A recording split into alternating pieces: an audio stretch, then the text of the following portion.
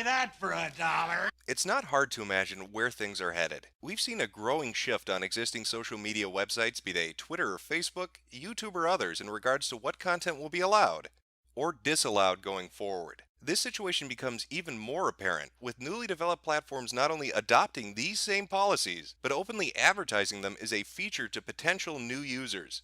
Hate speech has become the bullet point on a long list of wrongthink crimes fired point blank at the heads of content creators in an effort to purge sites of activities or opinions deemed unacceptable by those that run them.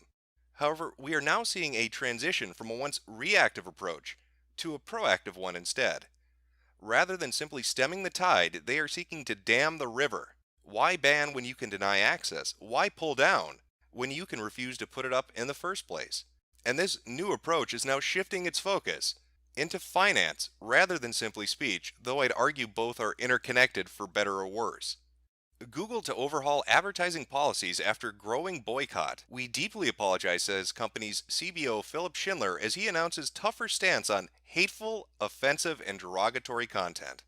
Now, this particular article is dealing with advertisers and a boycott that happened, and how Google is going to give them more power over where their ads appear and how it's going to run its platform going forward. First, Google itself is going to tighten its policies around what can live on its platforms and what subset of that content can support advertising on it. Starting today, we're taking a tougher stance on hateful, offensive, and derogatory content, Schindler says. The company is also ensuring that fake creators, those who impersonate other channels, can't host advertising. Schindler also says YouTube is taking a hard look at existing community guidelines to see if any content is allowed on the platform that shouldn't be, though no action is promised.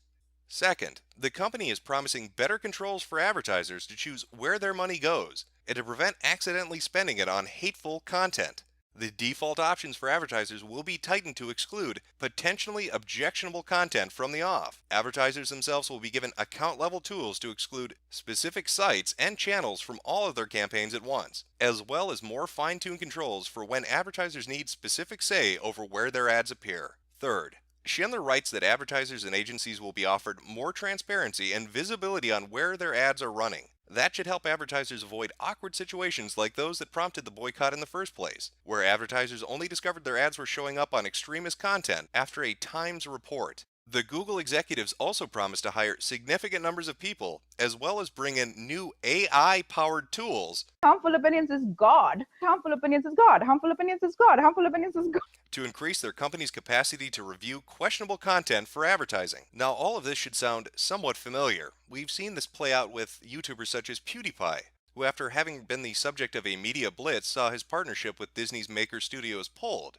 While this on its own isn't a death knell to his viability on the platform, it does have an effect. It sends a clear and concise message: step out of line and you will suffer financially. These MCNs, multi-channel networks, help to manage YouTube accounts and perform a host of services. They mitigate issues common users face, such as content strikes, copyright claims, as well as manage adverts and negotiate pay rates for those ads. The bigger the network, the safer the user. This has a direct relation to revenue generation as well. Issues with MCNs have been long-standing, but it now seems as if Google itself is going to play a more direct role by instituting a yay or nay policy when it comes to if you can make money going forward. It starts with the promise of allowing advertisers more control, but ultimately it will end with users losing complete autonomy. And it isn't too hard to imagine a scenario where in a few years, blacklists exist of users who can't make money off ads on any website through which Google hosts advertising. If you can't outright ban them, bleed them to death will be the new mantra. But all this does raise a rather interesting issue. Is a bigot's dollar worth less? The crux of the argument coming from companies like Google and others is that they view certain content as hate speech and thus believe it should be disallowed on their platform. It would then follow suit that those consuming that content must be advocates for such hate speech and a bigot in and of themselves for having agreed to view it in the first place. If that's the case, then what value is their view when it comes to advertisers? Is there some magic metric used in economics which weighs the value of the pure against the tainted when it comes to disposable income? If you had a modest channel that generated 2 million views per month on the content you produced, is that of less value to an advertiser than a smaller channel which only generates 200,000 views per month simply based on your political or social viewpoints? Does that not seem counterintuitive? As an advertiser, would you not want the most eyes on your product or service as possible?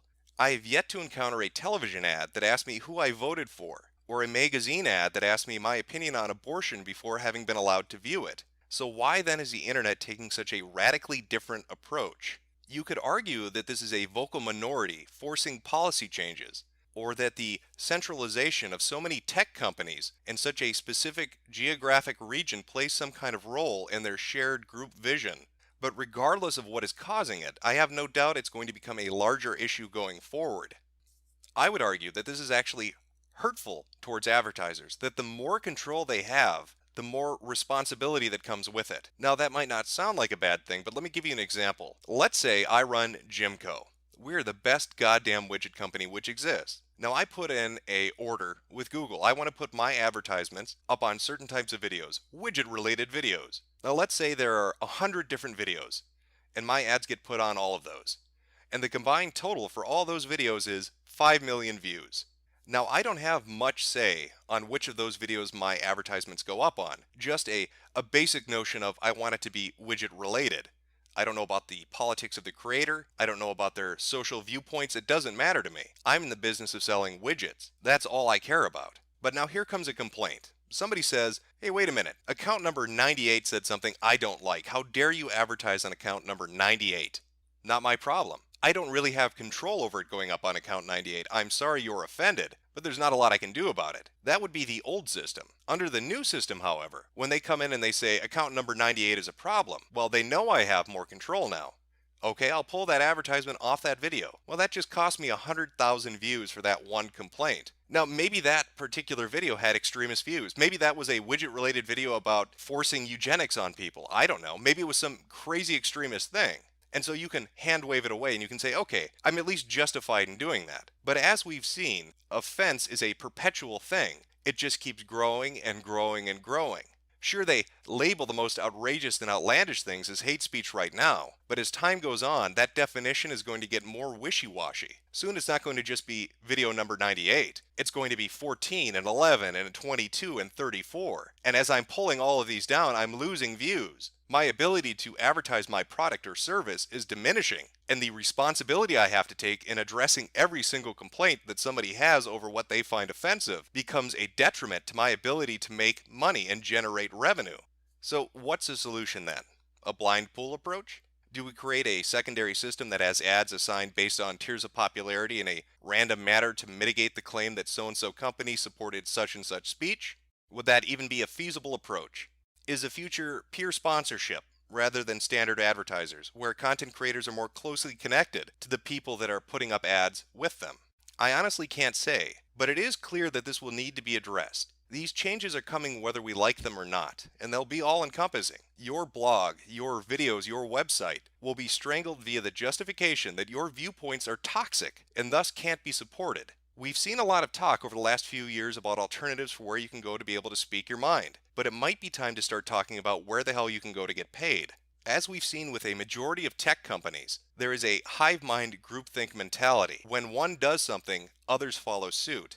As Google shifts in this policy change, you can expect others to follow along with them. And so while you might have alternatives you can go to right now for your advertising needs for whatever your website or your business may be assured that that alternative may well change their mind and may well follow down the exact same path that Google